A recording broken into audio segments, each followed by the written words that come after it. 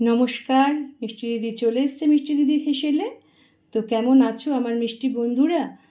তো আজকে তো সকাল সকাল দেখতে পাচ্ছ একটা জিনিস নিয়ে চলে এসেছি। তো কী জিনিস নিয়ে এসেছি দেখো, খুবই স্বাস্থ্যকর একটা জিনিস। এটা কি জানো? এটা হচ্ছে পেঁপে। পেঁপেটাকে কুড়িয়ে নিয়েছি গ্রেটারে। আর আজকে করব পেঁপে দিয়ে চিংড়ি মাছ দিয়ে একটা প্রিপারেশন। এটা কিন্তু আগেকার দিনে মায়েরা ঠাকুমারা করে থাকতেন। তো এখনও যাদের ভালো লাগে তারা করে থাকে। তো যাই হোক, এটা করতে পেঁপেটা গ্রেটারে কুড়িয়ে নিয়েছি। আর এখানে দেখো ফোড়নের জন্য নিয়েছি জিরে, তেজপাতা, শুকনো লঙ্কা আর আদাও কুড়িয়ে নিয়েছি, বেটে কিন্তু নিইনি। এখানে এলাচ আর একটু দারচিনি আর চিংড়ি মাছ ছোটো ছোটো আর ছোটো করে আলু কেটে নিয়েছি। আর রান্নার জন্য তো তোমার কী কী লাগবে, নুন, চিনি, হলুদ আর সর্ষের তেল।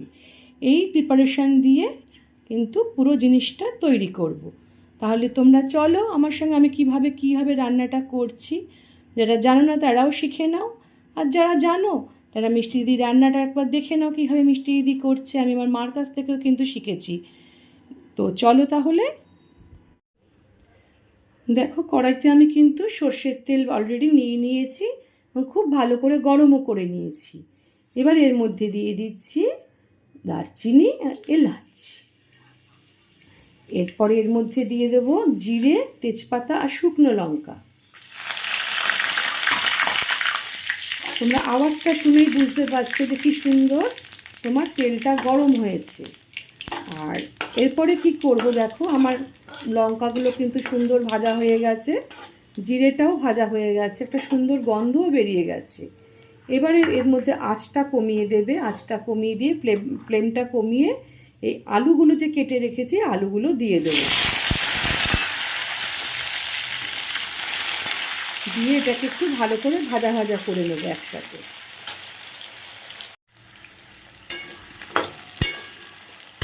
আলুটা নাড়তে নাড়তে কী করবে, এর মধ্যে দিয়ে দেবে একটু হলুদ আর দিয়ে দেবো একটু নুন। এটা কিন্তু খেতে খুবই সুন্দর লাগে তোমার ভাত দিয়ে, রুটি দিয়ে, পরোটা দিয়ে, এই টাইপের জিনিস দিয়ে কিন্তু খেতে খুবই ভালো লাগে। একদম গা মাখা মাখা হবে, এর মধ্যে কোনো জলের ব্যাপারই থাকবে না, পুরো জিনিসটাকে ভেজে ভেজে করতে হবে।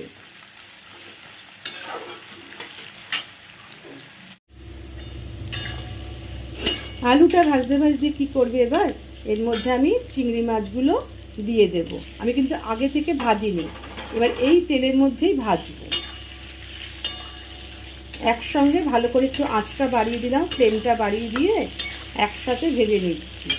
এবার এর মধ্যে দিয়ে দিচ্ছি আদাটা গ্রেট করে রেখেছিলাম, সেই আদাটাও দিয়ে দিলাম। আগে থেকে আদাটা দিলে কিন্তু পুড়ে যেত, এতক্ষণ ধরে ভাজছি তো পুড়ে যেত। এবার সব কটা জিনিস একসঙ্গে ভাজবো।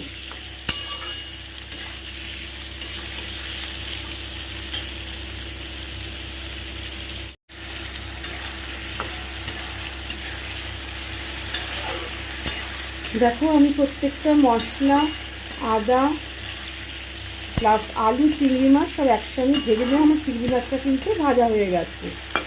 এবারে কি করবে, এর মধ্যে একটু চিনি দিয়ে দেবো, যে যেরকম অনুপাতে খাবে সে অনুপাতে চিনি দেবে। এটা একটু ঝাল ঝাল মিষ্টি মিষ্টি হবে।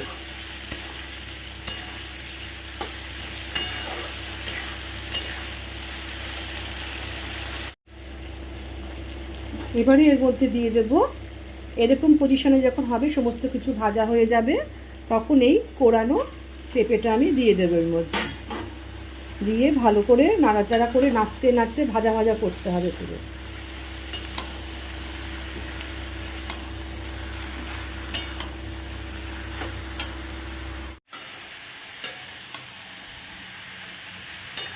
এটাকে ভালো করে দেখেছো তো আমি নেড়ে নিয়েছি।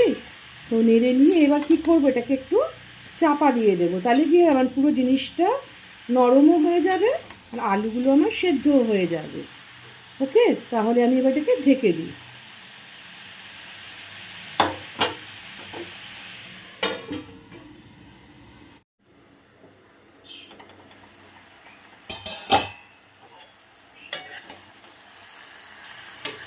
মাঝে মাঝে একটু ঢাকনাটা খুলে একটু নেড়ে দেবে, আর নুন ঝাল মিষ্টিটাও চেক করে নেবে যে সব কিছু ঠিক আছে কি না। দেখেছো কতটা ছিল ভাজতে ভাজতে বা নরম হয়ে, কতটুকু হয়ে গেছে, আরও কমে যাবে। আমি আবারও চাপা দিয়ে দিচ্ছি। এই রান্নাটা কিন্তু জানো, পুরো রান্নাটাই কিন্তু এরকম চাপা দিয়ে দিয়ে করতে হয়। তাহলে কী হয়, পুরো রান্নাটা খেতেও ভালো হয়, জিনিসগুলো সুন্দরভাবে মজে যায়, নরম হয়ে যায়। দেখো কী সুন্দর মাখো মাখো হয়ে গেছে আমার। দেখো আলুও আমার সেদ্ধ হয়ে গেছে, এই দেখো আলুও সেদ্ধ হয়ে গেছে। আর আমি চেকও করে নিয়েছি, আমার নুন ঝাল মিষ্টি সব ঠিক আছে। অতএব কিনা আরেকটু নাড়িয়েই আমি নামিয়ে দেব। আমার কিন্তু ফুল কমপ্লিট হয়ে গেছে। আর এই রান্নাটা আমার পুত্রটিও খেতে খুব ভালোবাসে, যদিও বা চিংড়ি মাছ দিলে তবেই। চিংড়ি মাছ না দিলে, চিংড়ি মাছ সহযোগে তার খুব ভালো লাগে এই রান্নাটা। এমনি নাহলে পেঁপে মুখেও তোলে না, পেঁপে একদমই সে মুখে তোলে না। তো যাই হোক, তোমাদের যদি আমার এই রান্নাটা ভালো লেগে থাকে তাহলে কি করবে, মিষ্টি দিদিকে লাইক, শেয়ার, কমেন্ট আর পাশে থাকা বেল আইকনটা প্রেস করে দিও। আর তাহলে এখানেই শেষ করছি। আবার তোমাদের কাছ থেকে ফিরে আসব নতুন আর একটা দিনে, নতুন আর একটা সকালে, নতুন আর একটা রান্না নিয়ে। এই রান্নাটা আমি আমার কিছু বন্ধুর অনুরোধে আমাকে আজকে করতে হলো। তো যাই হোক, সেই অনুরোধ আমি রক্ষা করলাম, করে তোমাদেরকে আমি দেখালাম, অন্যান্য বন্ধুদেরও। তোমরা ভালো থেকো, সুস্থ থেকো, সবাই কী করবে, প্রচুর প্রচুর আনন্দ করো, যেহেতু সরস্বতী পুজোর মরশুম চলছে। ওকে, তাহলে তোমাদের কাছ থেকে বিদায় নিচ্ছি।